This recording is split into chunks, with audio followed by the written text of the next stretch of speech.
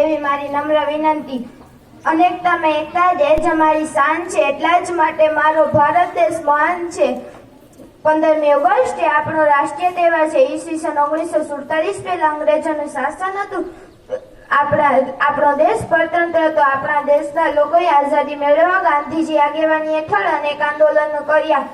આપણા સ્વાતંત્ર્ય અપાવનારા સ્વાતંત્ર્ય વીરો ક્રાંતિકારીઓને અંજલિ આપવાનો દિવસ 15મી ઓગસ્ટ છે। પહેલા અંગ્રેજોનું શાસન હતું।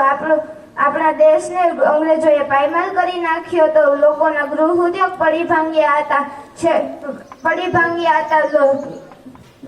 અંગ્રેજોના જોશ જુલમથી પ્રજા ત્રાસી ગઈ હતી।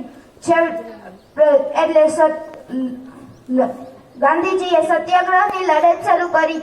એમાં ભગતસિંહ, ખુદીરામ બોઝ, ચંદ્રશેખર આઝાદ જેવા યુવાનોએ હસતા હસતા શહીદી વ્યોરી લીધી હતી।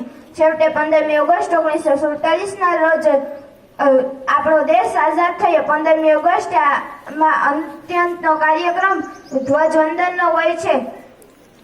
આપણા વડાપ્રધાન શ્રી નરેન્દ્ર મોદી લાલ કિલ્લા પર જઈને રાષ્ટ્રધ્વજ ફરકાવે છે। 15મી ઓગસ્ટે સાંસ્કૃતિક કાર્યક્રમો, પ્રભાત ફેરીઓ જેવા કાર્યક્રમો યોજવામાં આવે છે। આપણે બલિદાન આપીને આપણા દેશના અનેક નેતાઓએ બલિદાન આપીને આઝાદી મેળવી છે, તો આપણે તેનું જતન કરીને પ્રતિજ્ઞા લેવી જોઈએ। અસ્તુ। જય હિન્દ, જય ભારત।